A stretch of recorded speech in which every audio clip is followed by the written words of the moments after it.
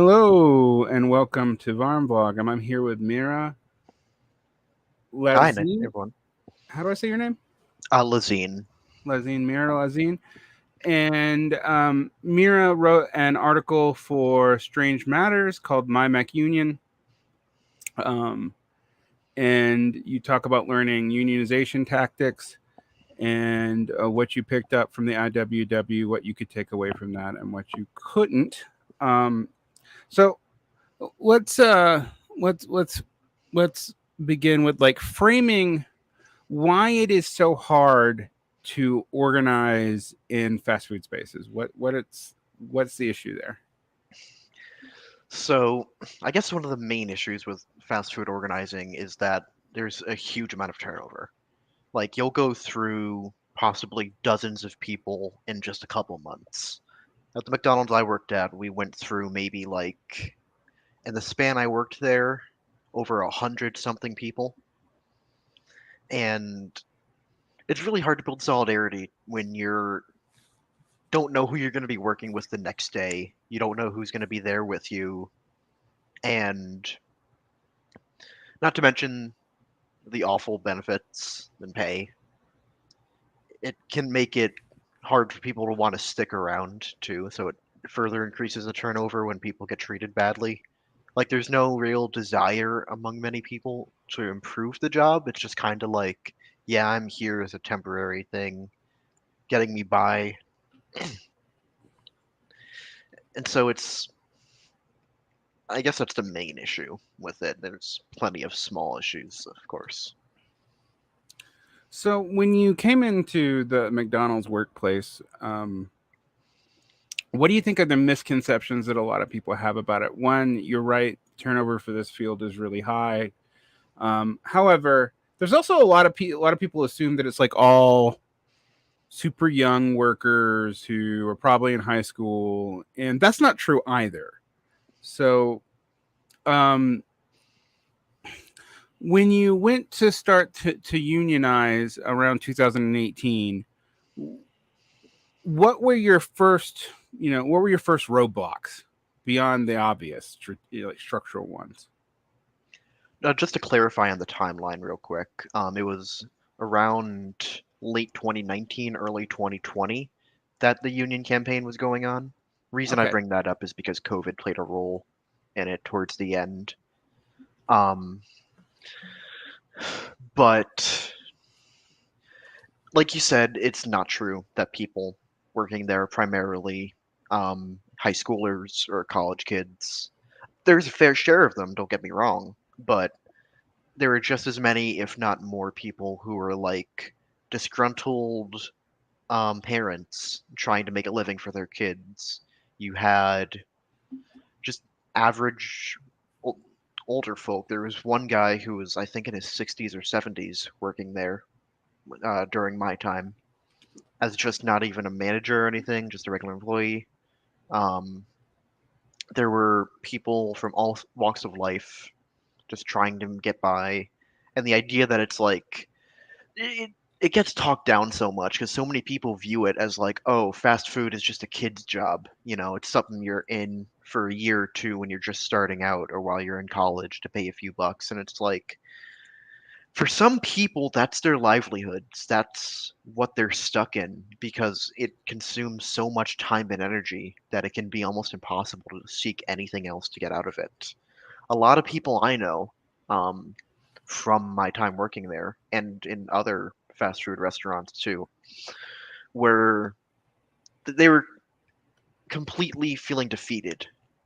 Like whenever anyone would talk about getting another job, it would be treated as like this really rare event, like, oh wow, you got really lucky. You managed to find something that pays better than here and get out of here. Good for you. The rest of us are stuck here though. Um, I remember at a one fast food job I worked. It wasn't McDonald's. It was a local chain in Scranton area.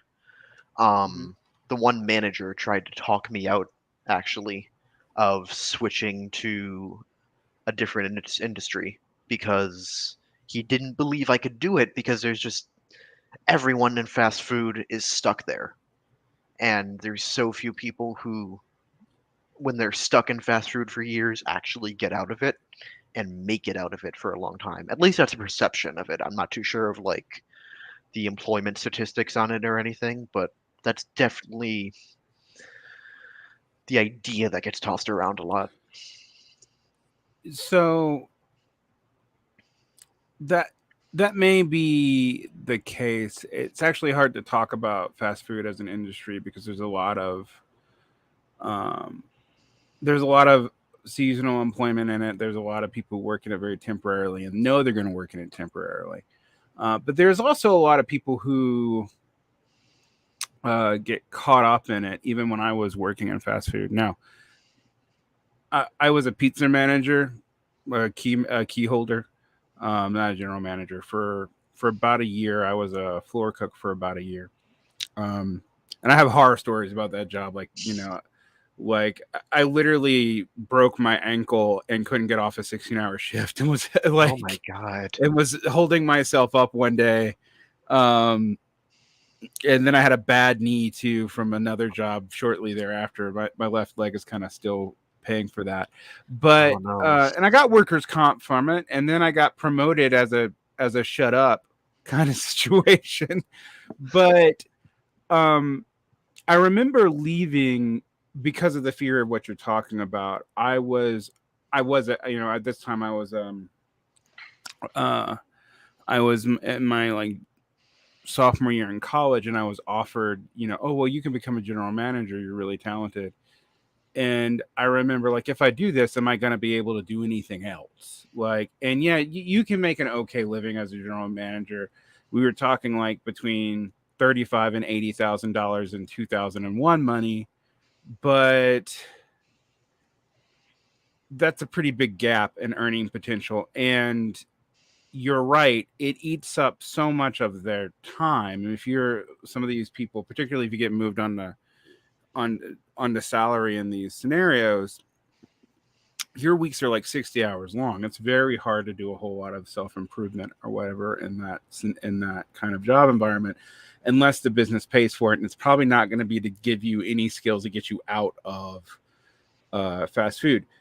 So it's very hard to talk about because there's like a core of people who are really stuck in it, and there's also notoriously kitchen jobs, both fast food um and in fast casual and anything but the high end restaurants are known as a place that, like, well, if you're a felon, this is one of the few jobs you can get. And Absolutely. Yeah. so there's a whole lot of that too. Um, and yet, when I was, it never occurred to me to try to unionize the pizza store that we were at. Even though there were clear violations of stuff going on, like for example, um, we would expect all the pizza drivers to have their own insurance, and they can't get business insurance, right? Now this is just flat out illegal, but it was like part of the business. It's like, don't let your insurance company know that you work for the pizza place because they're going to uninsure you because you're doing business driving and we're not providing any business insurance for liability or anything like that. And that was universal common practice in the late 90s, early aughts, right? That sort of thing. It I don't think most people just accept it, but I'm like, do you have you realized what you're taking on to yourself by doing that? Like, um, and I don't know if it's still common practice. I actually have no idea, but I knew that later on when I worked for an insurance company, they were always looking to find people who were pizza delivery drivers and uninsure them. Like it was like a known thing that you tried to do. You try to bait people into admitted they were a driver, and then we're not doing commercial insurance. Bye. Like, yeah, and these were people who made minimum wage, and this was 2001 to 2003 minimum wage, so that's 550 an hour, I think. So yeah, um,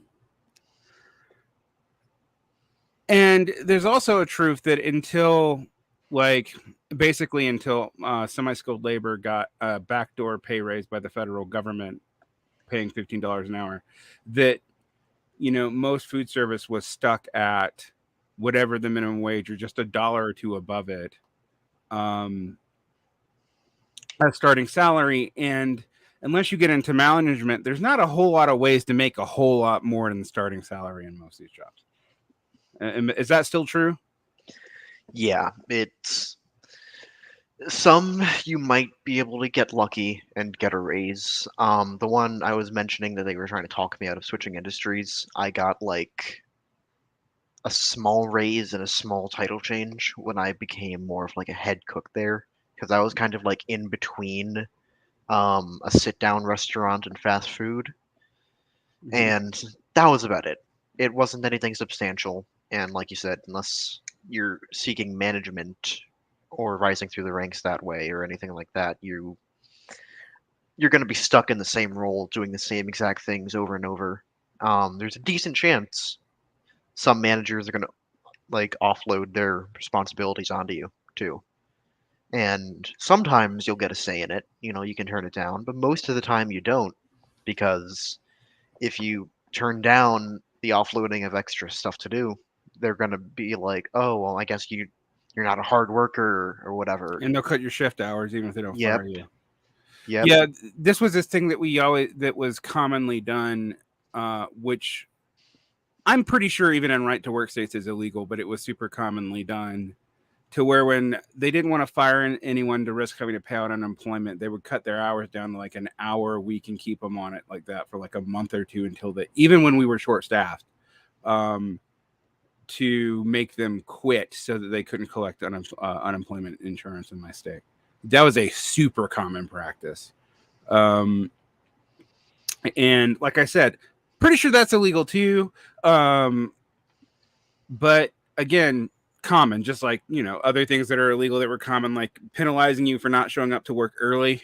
Um, that's another one that's highly illegal but common.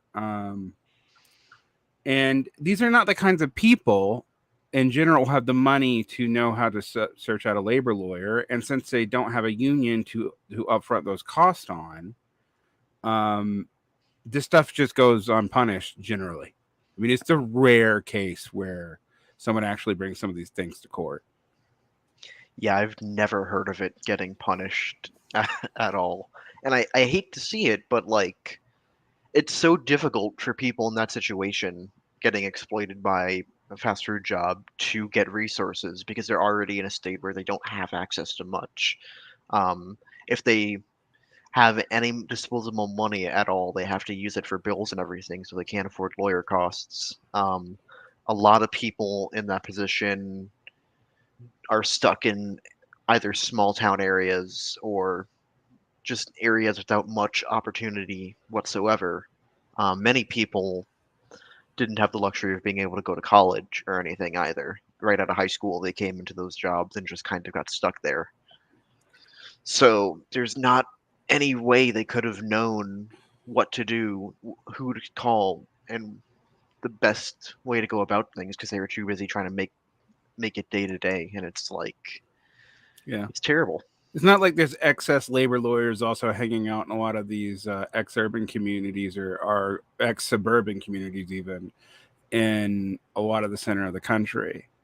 Um, and like you said, there's a lot of these places. My hometown is one of them actually, where like the employers are the government, the school system, also the government, maybe a medical clinic if there even is one, and there may not be one. Um,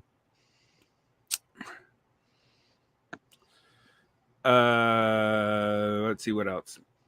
Retail and fast food, and that's literally the only industry in this small town, right? Are the suburban town, and maybe you can drive an hour and a half to some other job. I mean, one of the things I'll say around here, like in Salt Lake, like yes, like for example, um, average pay here has gone up just because they have to get people on market competition in the city. So like they are paying $15, $16 an hour in most fast food places, which is still not enough to survive here, but it's significantly better than a lot of other places and jobs. But if you were to go just out of the Salt Lake or Utah Valley to one of these small town areas that may be touristy or maybe it's just like supporting farmers or whatever, there might be a McDonald's and one other local food chain. And that's literally the only non-farming business or non-mining business in town. That's it. Um, and yeah, and you know, I live in a state where where yes, there's what, three universities, and two private universities, but they're all in a very small area. And if you can't afford to live in that area and get financial aid for it, it's very hard for you to have a whole lot of options. Um, so I think this is something that we actually don't think about a lot when we talk about the United States and these kind of problems, because a lot of people think that like the opportunities are just class based, and they are in a lot of degrees. They're not just class based though; they're also like regional. Like there's just whole swaths of this country where there's not that much, like you know, and so if you don't get lucky and have some kind of additional aid to move out and go to school or to join the military or whatever, there's not a whole lot of options for you unless you, because even the government jobs usually require some kind of credential to get, except for maybe the post office, you know. Yeah. So yeah, I think this is often not talked about when we talk about a lot of this work, because that's the counter tendency to like, oh, it's a bunch of high schoolers. Also, high schoolers don't tend to have jobs as much anymore. That's another fact that I don't think is often accounted for. Um, so you started your unionization effort around early mid 2019. Yeah, it was around, I think closer to mid 2019. I Mm-hmm. don't remember the exact month, but it was around then that I started seriously going about it. I was employed at the McDonald's since I want to say September of 2018, although I could be wrong on the exact month Mm-hmm. because it's been a while. And you were already a left winger, already a Mhm. leftist of some variety. Um, what kind of delusions did you have as a leftist who entered this kind of environment? Like let's like talk about that somewhat openly, because I think a lot of people do. Yeah, so I, and to give a little bit of preface to, I was younger than I already am. When I started working there, I was 16, but by the point I was starting the union, I was like 17, 18. Mm-hmm. So I was very green to So ever, nary one may say a child. No. yeah, basically. And I I came into leftism and anarchism specifically through a lot of online spaces. I got radicalized initially from the Bernie Sanders campaign, 2016, like a lot of other people, um, and fell down a few rabbit holes and ended up falling into leftist ideals. And by the time I got my first job, I was already a pretty diehard anarchist. Still am, so managed to keep that over the past couple of years. But it my idea of how the world worked and how to approach things was a lot more optimistic than, I guess I could say. Is I felt like it would be a lot easier. Maybe not fully consciously. I knew there was union busting campaigns, and I knew that, I knew the history of it at least slightly. All the all the unions in the past that got busted and things ended violently for the unioners. I didn't expect anything like that to happen, but I knew that strong retaliation was a thing.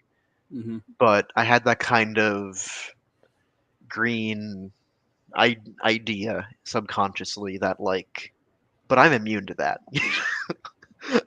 I'm immune to things going wrong. This is going to go my way. It's going to be perfectly fine.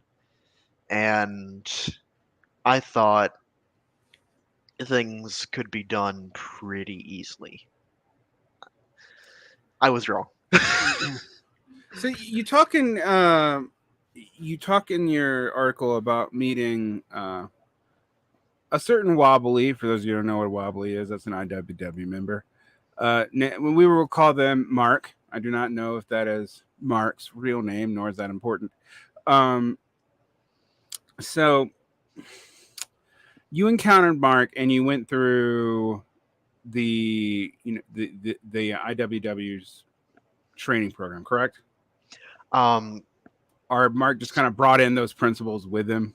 Mark more brought it all Okay. with him. I didn't go through any. He tried to set me up with some official training programs, but it just didn't work with work and school at the time, so I Yeah, couldn't attend any. yeah, that's often a problem with those. Yeah, It's like, yeah, I'm trying to go to school so I can get out of this job if I can't organize it, and so I don't have any time to take the training class to organize it. So, what did Mark give you off? Would you talk about the two models of union that they talked about? I guess it's a fitness union and solidarity unions. yeah. So Mark, we started from scratch basically Mm, because up until that point, admittedly, my knowledge of unions was pretty lax beyond unions good. And so Mark, he was very patient and very kind with it all. He explained it all easily digestible from ground zero and kind of built up my knowledge bit by bit. And yeah, he started off with discussing the two types of union models, the two major types of union models. I know it can kind of branch off a little bit going into specifics, but contrasting the IWW model with the of solidarity unionization with the more standard model found in your more bureaucratic style unions. And he gave me the choice of what I wanted to do. He was a bit biased with it, but he admitted he was. It wasn't like he was spoon feeding me an ideology or anything. He presented me with the information I needed and let me make the choice. And I didn't get to include this in the article because it wasn't really relevant and it mhm. was more tangential. I initially knew so little that I actually wanted to do both somehow, and that's not possible, really. I mean, you can try to some degree, but after a certain point, when you're organizing the union itself, the two models just conflict way too heavily. You can't have a solidarity union model in its full capacity with more bureaucratic, hierarchically structured model. It You can maybe have some elements of inspiration taken from both, but the idea that, oh yeah, I'm just going to do both concurrently is like, no, that's not how it worked. But he explained to me and still let me make the choice, and we ended up going towards the solidarity union model. And how did that go for you when you started embracing the solidarity union model? What did that look like in a McDonald's context? It's a good question. So I'll preface with I don't have much of a point of reference for an outside the McDonald's context, Fair enough. but in terms of what I can relay, I was unfortunately, one of the primary and only people pushing for it at a certain point. Now, how it should have gone and how it did go at its peak, it was there was a small group of us as like the core people, kind of being the main ones to try to get people on board, talk to folk, and just see where everyone's at and how they're feeling with the workplace. And we were able to make some decent strides with that. It was a little bit cliquish, unfortunately, because I didn't fully know to reach out of my comfort zone and talk to people who might be better organic leaders. Mm-hmm. but may not be especially close to me. The people I talked to were people I was already buddy with. Now, some of them, in hindsight, I still think were decent picks, especially considering who all was there. But others were more. I don't think others were in a position where they would have wanted to take on a unionization role, where they would have wanted to take on the role of organizing everything. I think they more so went along with it because they were just like, yeah, why not? This seems like a cool idea. And it was disorganized, but at its peak, it was functional. So, in terms of the actual structure, you had a core group of us, and then we all kind of had sort of tangential or explicit connections to other people who we either talk to or are going to talk to as a kind of like web almost. And the ideal way it should have been done, because I am very critical of how we did it looking back, but the ideal way it should have been done was, as I said, we get people who might be outside of my comfort zone, people I'm used to, people that we all were used to. And we didn't really do that in terms of the core people involved, the kind of like main union organizers behind it all. We What it should have been and what I think the ideal version would have looked like is you have a select group of people representing all the different shift periods, you know, your morning shift, your overnight shift, your evening, midday, and they're all people with close connections to other folk across the different shifts. They're all people that can be considered as just part of the community there. They're integral to the place, everyone looks to them, and they're not so much making decisions on behalf of everyone, but they're people that you can count on to when we're making the calls of who else to go in and what sort of actions we might want to take. They're people you can count on to actually represent other people and make sure everyone's voices are heard so that way it's not just, oh, you're an elected representative for us. You're someone who's actually relaying our concerns and someone who is actually listening to us and allowing us to chime in if we so please.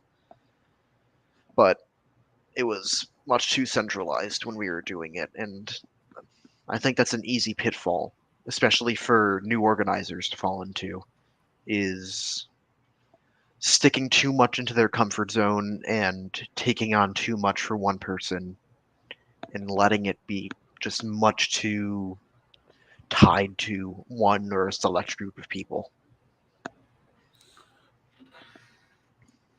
That makes total sense. You talk a lot about, Mark, helping you learn how to do what I have learned as power mapping. And I do, when I've done work, both union and non union. I don't talk about this work actually on my show because I don't want to compromise it. But I do all kinds of power mapping.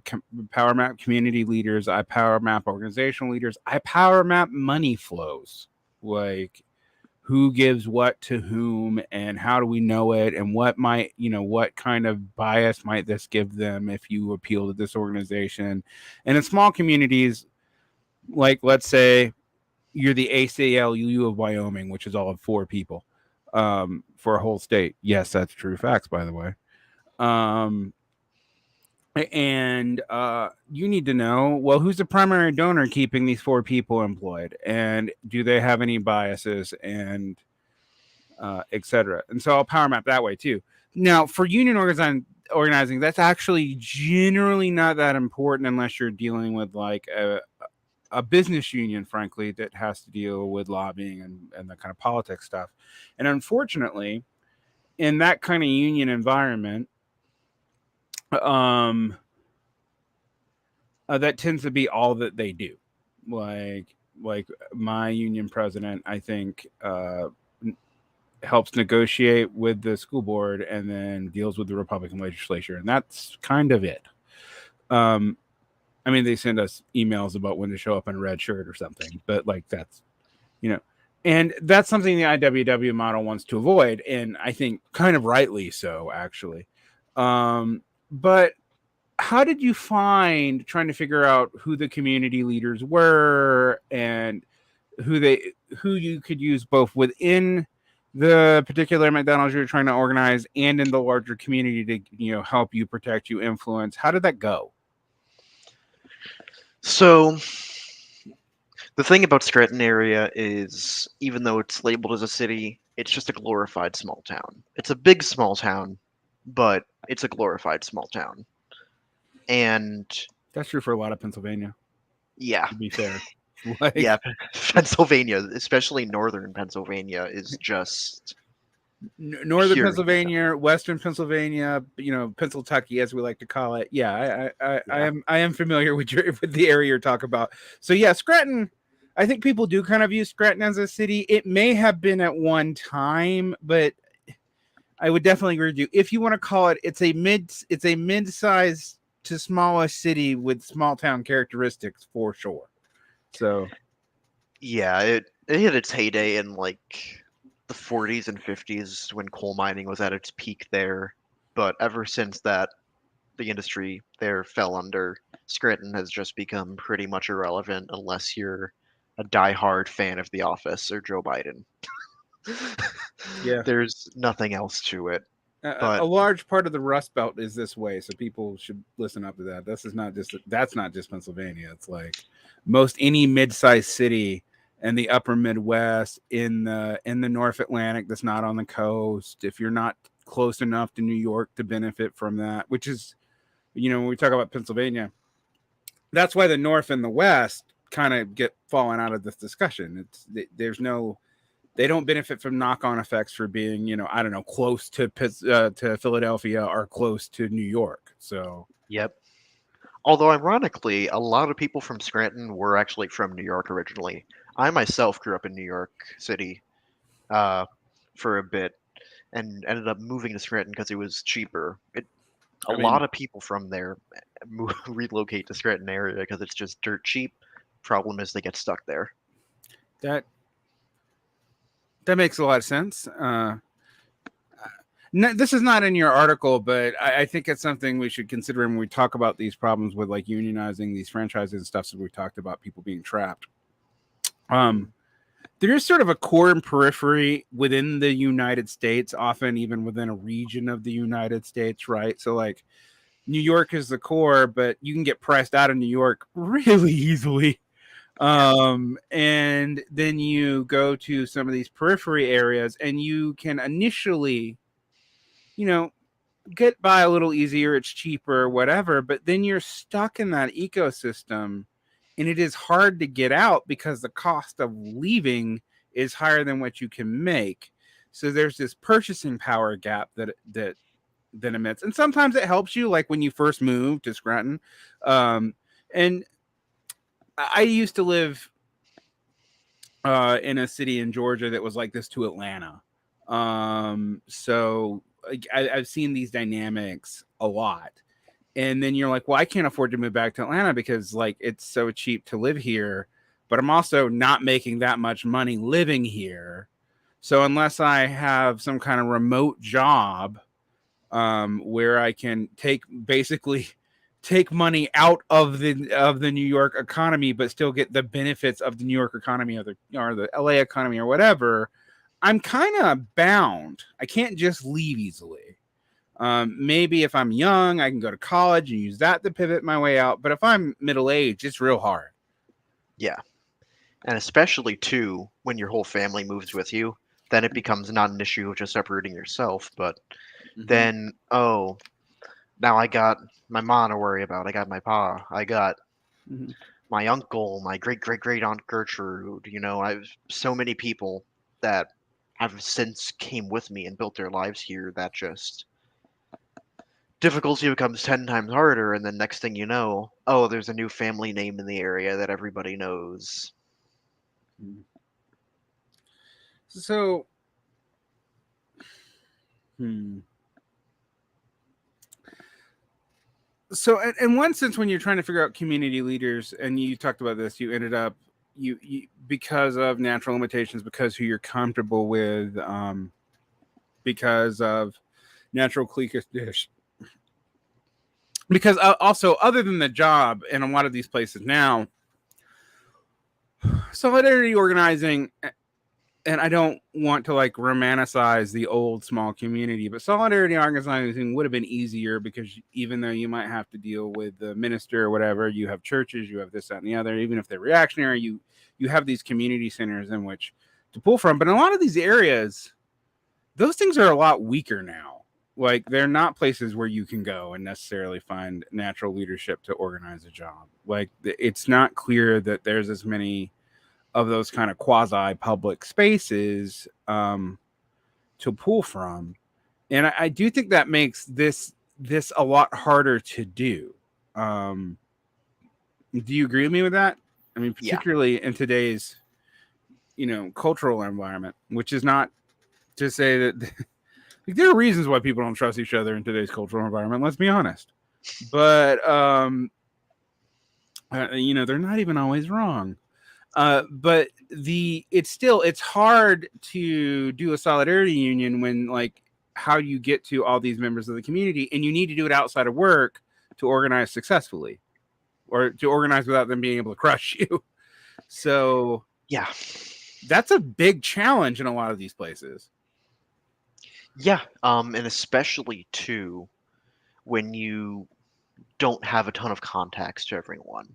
Mm-hmm. If you're in a position like I was, where while you're part of the community and you might know everyone, you're not especially close to everyone. Like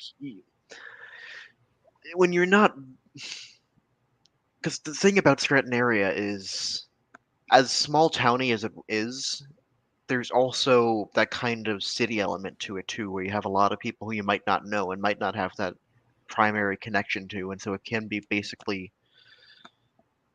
building a relationship with a stranger. And if you don't have any sort of common ground, you work completely different shifts. You work with completely different people at different hours of the day. It becomes a question: how do you get to know them enough to meet with them outside of work, have an in-depth one-on-one conversation with them, where you talk about unions and their comfort and their familiarity with it, and their issues with their job, especially when they're completely dependent on this job, and even might be buddy-buddy with people like the management there, who could be family members of them. This one manager I know, a couple of her kids actually worked at that same McDonald's. So we were able to talk to them and get them on board, at least tentatively. But it was a huge risk factor that we were constantly considering. Yeah, this is one thing I think about fast food, and there's a lot of jobs like this, but fast food is particularly the case, where on one hand, there's a fair amount of McDonald's is going to have work. How many people work at your McDonald's at a time generally? Between 70 and 100. Yeah, so more than say like a Starbucks, which has like a work staff of usually about 50, and shifts of like 20, right? Um, but far less than say a factory where you probably had 5 to 7,000. And so when I point this out, this is why some of these kinds of fast food jobs, particularly ones that aren't in cities, are so hard in big cities. Like we talk about Starbucks, and this is not me slagging on the Starbucks campaign. And yes, baristas are proletariat before anyone talks about anything stupid. But they do have some advantages in that it's not franchised. A lot of them are urban. And while it is a high turnover job, and in that way it's like McDonald's, you also tend to know people you work with because there's usually only 2 shifts, whereas like a McDonald's usually has 3 or more sometimes. I mean, like if it's a 24-hour McDonald's, they can have a bunch of shifts actually. And so I think that really does change a lot of the dynamics here. Whereas you have a place like McDonald's, or I don't know, God, they get like a Waffle House for people who know what that is. those places are really hard to organize because of the shift work. Because there may only be 3 or 4 people on a shift. They're always on that shift. They don't know the other people they work with. There's not a lot of overlap. You don't know, but you also don't really know who middle management's going to side with at any given time either. In a lot of these jobs, it's not. They don't always side with corporate. I mean, their incentives aren't clearly there, but you don't know. And it's a huge risk. And as you said, like, these are not kinds of jobs with like nepotism protections or anything. So like, yeah, people tend to be related to each other and or know each other. They date. There's all kinds of things that make this both more isolated than you would think it would be, but also more open to, uh, places where you don't know where someone really is going to stand. Their incentives or interests are not obvious, right? Yeah. And I think that's particularly true in like fast food management because, except for the general manager, they also don't make much money. So you don't know where their loyalty is, but they don't want to lose that job because if you're in a place like Scranton or God forbid a suburb outside of Scranton, even, what are you going to do? Like, it's it's a tough situation. And we've already talked about how it's hard to get like labor law support for this. And I think it's kind of an open secret because one thing I will say about restaurants, restaurants have really low profit margins. They just do. Like, how does McDonald's make money? They're not lying when they say it's real estate. Like, so, which is not to say that justifies mistreating employees. I just like, that's why a lot of management is the way that it is, and labor laws are really hard to enforce because a lot of people are afraid. And they're way easier to enforce on corporations than on franchises, in so much that they're enforceable at all. So does this all still comport with your experience? You tell a lot of stories about people who you wouldn't expect helping you, like people who that you were not sure of, who ended up even being like lower management, who would tell you stuff that was going on so the union could try to develop with inside information, and how that was actually crucial and stuff like that. So I don't want people to think this all just goes in the direction of bad, but it is a huge complication, right? So you did that. You kind of figured out who was friend, who was neutral, maybe who was hostile, and then you talked about other things like how to organize this. Well, you don't want to use Facebook, even though that seems obvious because a lot of people are on Facebook, but it's easily recordable, right? So you end up using things like Snapchat or Signal or something like that. But that means you got to get people to use it and understand it. Snapchat's a little bit easier than, say, Signal because it's so ubiquitous. But how did you find that working? Like the digital structure of everything. Yeah, and trying to moderate around that, because one of the things when we talk about these common spaces, for example, when we were talking about, like, I don't know, churches or civic clubs or whatever, you're trying to organize around this stuff. It's kind of hard to prove what you said. Yeah. Right. And whereas if someone screenshots you on Facebook, well, they do have proof. Right. And like even something like Signal, which is pretty encrypted and it's hard to find out, that you can still screenshot it. Where maybe Snapchat, you can't. Right, because you can't really save the videos, they auto delete, and yeah, they can screenshot you, but you're not going to get sound from that. But a lot of people I used to think a lot of people were more optimistic about the way the digital infrastructure would help people organize, and I think people have ran into some hard limitations around that. What's your experience there? Oh yeah, we ran into a lot of issues with trying to structure things in a way that was accessible for everyone while at the same time trying not to compromise everything. Um, we used Facebook Messenger because, like you said, it's the most convenient for people. Everyone there had it. It all you have to do is log on. We make a group chat right there. But also, like you said, it's so easy to document and log. And as I wrote in the article, that gets used against us. We didn't account for what if someone were to snitch. We just assumed good faith on everyone we were involving.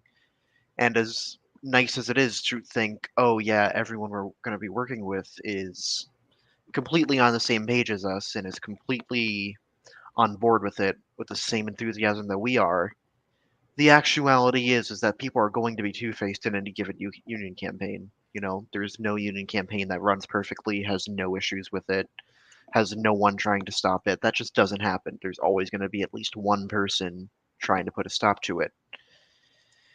And in the case of the McUnion, we Facebook wasn't initially going to be our first pick. We did deliberate over Snapchat. I was partial to Signal, but I didn't want to push it on people. I think Mhm. Mark actually advised against using Signal because he didn't want to add an additional learning curve for people trying to who might not already be familiar with the spaces.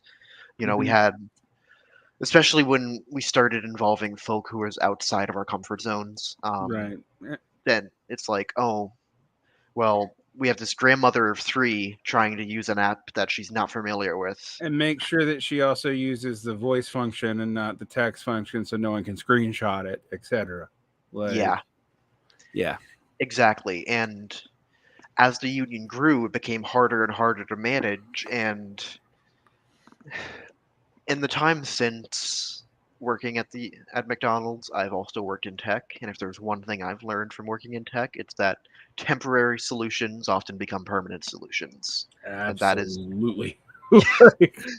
that is exactly what happened with us with Facebook Messenger. It was not supposed to be our one stop. This is where we communicate with everyone. It became the one stop. This is where we communicate with everyone. Yeah, path dependency is a motherfucker. like, um, you're absolutely correct about that. You like, oh, we're just gonna do this for a little while.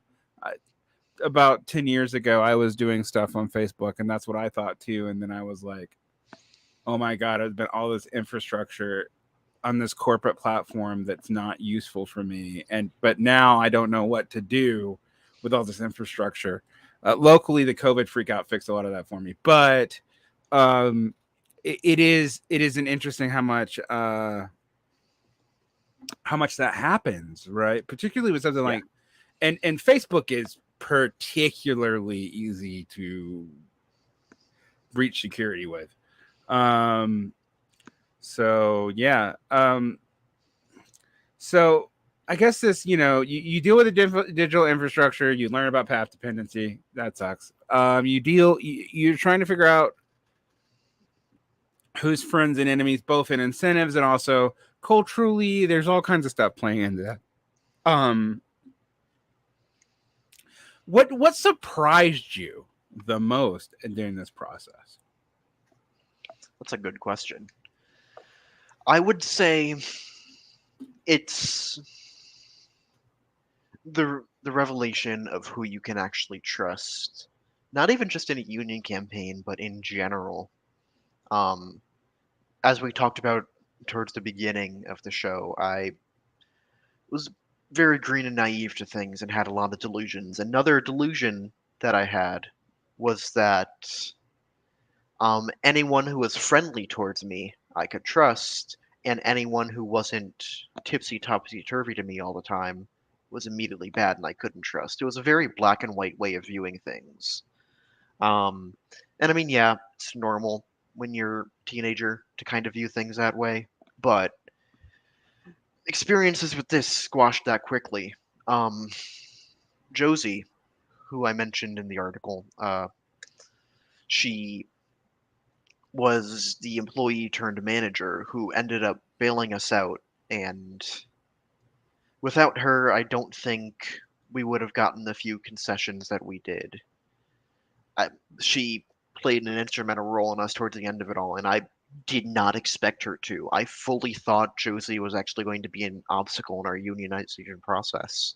I thought, oh, she's so close to everyone, people are going to side with her over those working with the union, and it's going to be disastrous for us. She's going to side with management now that she's a manager, and it's going to go against us.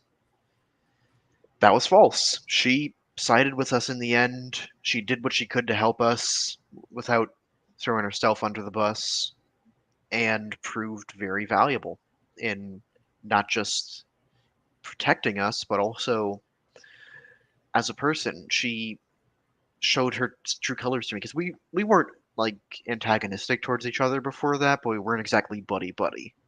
And she showed that she was, even though she might be a bit cold to me and might not be the friendliest, she was fundamentally a very great person, as far as you can use great and valuable to describe people in non objective, more Mm-hmm. subjective senses of, oh, I like this person, they do good by me. But she was a really great person, and that surprised me. I was thinking, oh, because she became a manager, she's going to throw us under the bus and all that, and no. And then on the flip side, Dan, who I thought was on board with the union, who I thought was a good friend of mine, who I thought was someone I can trust, turned around, screwed us over, and almost caused everything to fall apart. Um, it it was jarring with Dan because he was someone who I would have expected the least to betray us. I honestly, we would have involved him sooner than we did. Even I didn't get to mention this in the article either because it's a bit more off topic. But we didn't get to bring him in earlier just because circumstance. He wasn't working the same shifts as a few of us, so we couldn't approach him and be like, "Hey, come meet with us outside of work, or come meet with us in the group chat." Um, he, when we were on with him, it didn't work out for whatever reason, and we kind of got lucky for that. That it didn't happen earlier, because chances are good if it happened earlier than it did, we all would have just gotten fired right away instead Mm-hmm. of the comparatively slap on the wrist that we got, which, reduced hours to 3 hours a week on Sunday mornings, and um, getting small equipment fixed, and a whole production leader campaign going on. Small things like that. We wouldn't have even gotten anything like that if it happened earlier. So I guess all this to say, my initial judgments of people were wrong. And in regards to Josie, I'm glad for it. In regards to Dan, I regret it. But I guess So that's what surprised me the most. yeah, what I thought when I read your article, I mean, particularly in regards to Josie and Dan and how this all kind of played out, particularly when COVID hit, that I was like, well, that sounds about right. But I also thought people need to read this because they need to understand why it is so hard to unionize, particularly the services in general are hard. Like, but fast food and food service is really hard.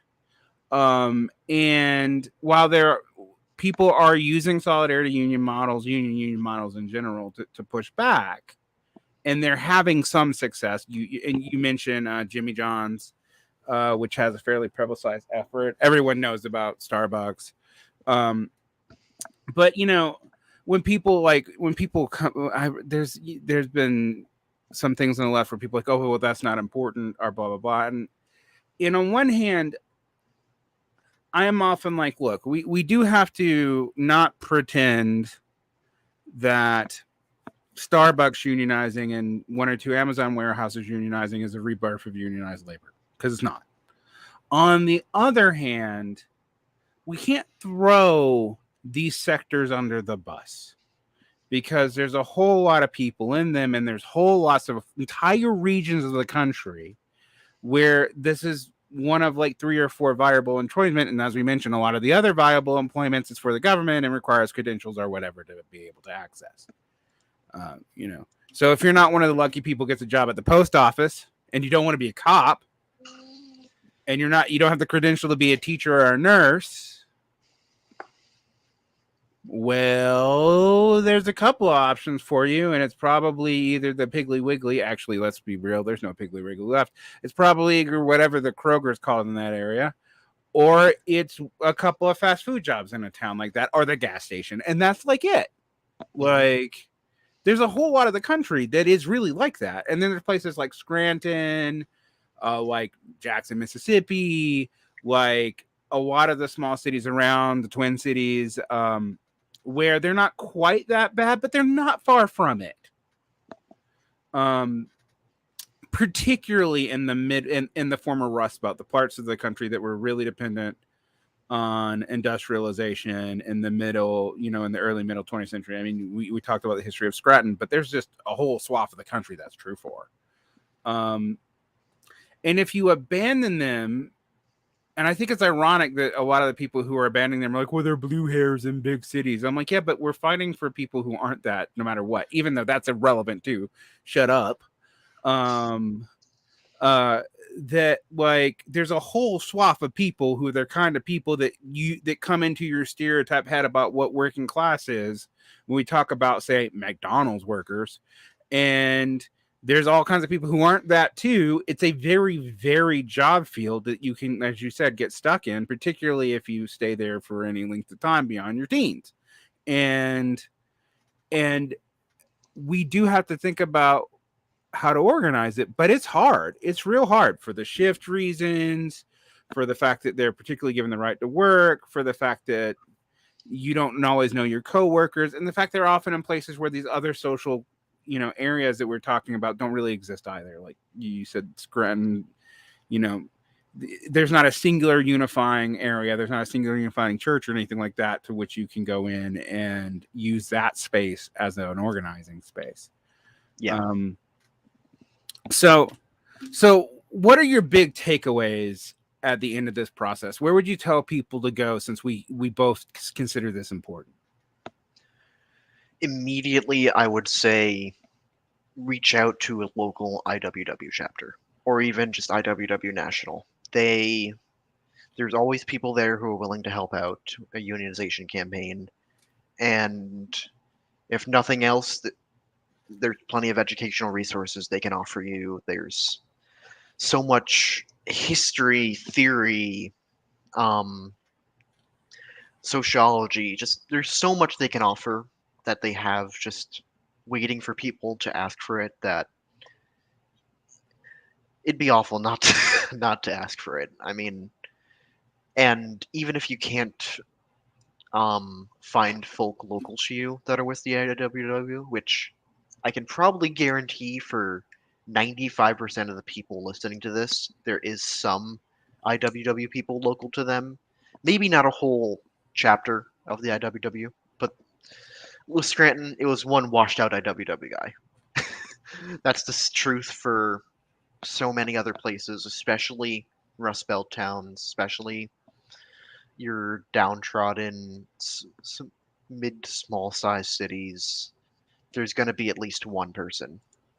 And you are always going to find, maybe not always, 99.9% of the time going to find folk with the IWW who are willing to help out. They do amazing work. I've become a card carrying member. I'm not much of an ensign, but I do stand by the work they do and think, yeah, it's worthwhile. And also, if say you're new to organizing as a whole, Mhm. you were in a similar boat to me of, oh, I got radicalized remotely. I saw this campaign or I saw this YouTuber. IWW has a lot of entry level organizing opportunities. I say entry level like it's a job. It's not a job, but there's plenty of organizing opportunities open for people who have not stepped foot into any space like that before. Even remotely, there's a lot. Um, all you got to do is reach out and ask. It's a great starting point, and even if you're more experienced but could use some guidance, there's folk there that'll help out. So I would say, yeah, that's in terms of what you can do in the immediate, do that, and also self plug, but learn from my mistakes in the McUnion article. See what you can do better, see what you can improve upon, and check out resources too, like labor notes. Been very Mhm. helpful to me. The book Labor Law for the Rank and Filer, highly recommend that one. Lots of good info there. And I think that would cover you for a starting point in what I'd recommend. Yeah, I would say on one hand, organizing is definitely something that takes a lot of time and is kind of a job. On the other hand, uh, I also want to point out that professional organizers for unions, particularly unions that we would consider business unions, often have a shit ton of perverse incentives, and you can see this in places like the DSA if you really want to.